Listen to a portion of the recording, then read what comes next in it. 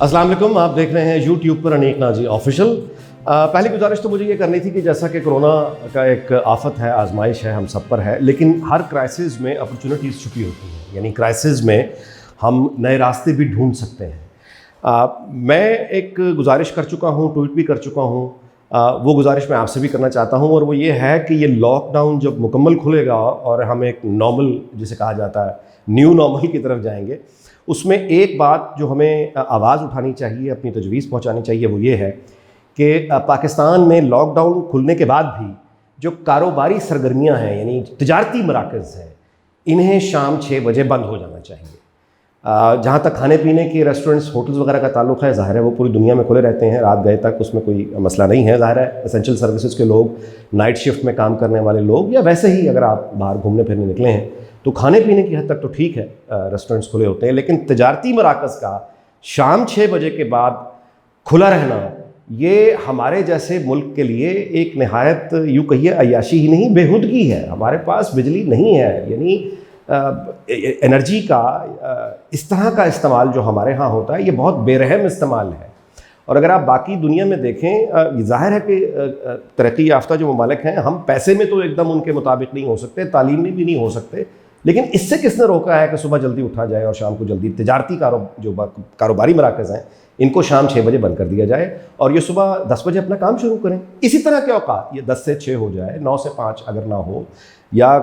चलिए नेगोशिएशन हो सकती है, मतलब 7 बजे तक भी अगर ताजर बरादरी माने। मैं आपसे गुजारिश करता चलूँ कि ये परवेज़ मुशर्रफ की फ़ौजी हुकूमत ने बहुत ज़ोर लगाया, लेकिन ताजर बरादरी इस पर नहीं मानी। सियासी हुकूमतें बहुत कोशिशें कर चुकी हैं, लेकिन ताजर भाई हमारे इस बात पर नहीं माने। उनकी अपनी मजबूरियाँ होंगी, मैं उन्हें एक्यूज़ नहीं कर रहा, उनकी अपनी मजबूरियाँ होंगी। लेकिन इस वक्त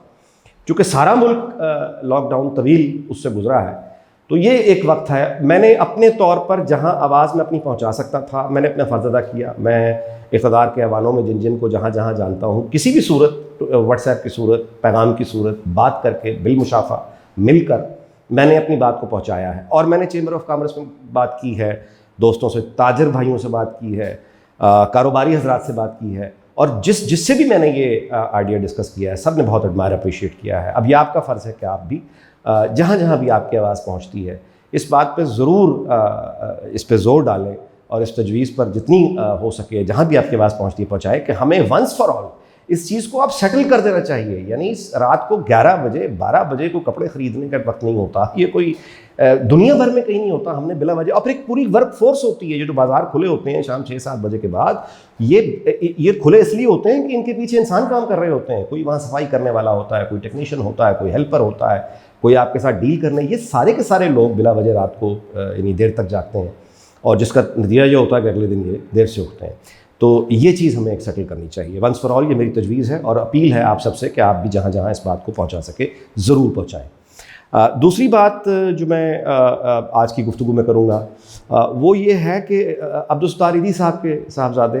फैसल ईदी साहब ने जाके 1 करोड़ रुपए का चेक दिया है वज़ीर-ए-आज़म इमरान खान को, जिस पे ज़ाहिर है कि फिर वो या ये पॉलिटिकल मूव थी, उन्होंने तस्वीर खिंचवाई इमरान खान के साथ, तो उस पर कुछ तनकीद हुई। मुझे ख़दशा हुआ, तो पहले मैंने ये ट्वीट किया कि ये यही ख़दशा कि फ़ाउंडेशन को जो मिलने वाली अब इमदाद है उसमें शायद कमी हो जाए, क्योंकि ये सियासी कीचड़ से इसको दूर रखना चाहिए था, और वही हुआ मेरा ख़दशा कि बहुत उस पर फिर तनकीद हुई, जिस पर फिर मैंने दूसरा जो ट्वीट किया वो ये किया कि अब्दुल सत्तार ईदी अपने खुदा से मिले तो उन्हें अरसा बीत चला, लेकिन दफन उनके बेटे ने उन्हें आज किया है। अब इस हरकत के बाद कर दिया है, मगर ईदी साहब का काम इतना बुलंद और अजीम है कि उनका फर्जंद भी उस पर मट्टी नहीं डाल सकता। इस पर मोहतरम उस्ताद जनाब नुसरत जावेद साहब ने तवज्जो दिलाई और उन्होंने मुझे उस ट्वीट का जवाब दिया, और उन्होंने फरमाया कि अगर फैसल ईदी को, यानी जिस तरह से उन्होंने वजाहत की है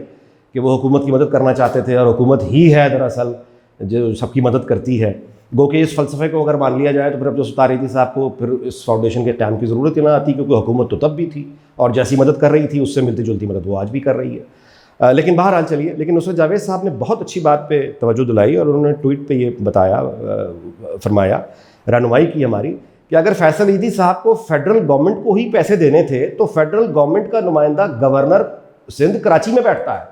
वो गवर्नर को जाके अगर वो चेक 1 करोड़ रुपए का पेश करते तो उस्ताद ज़ी वक़ार जनाब नुसरत जावेद साहब ने तवज्जो दिलवाई, ट्वीट करके लिखकर उन्होंने बताया, उन्होंने कहा कि अनीक, अगर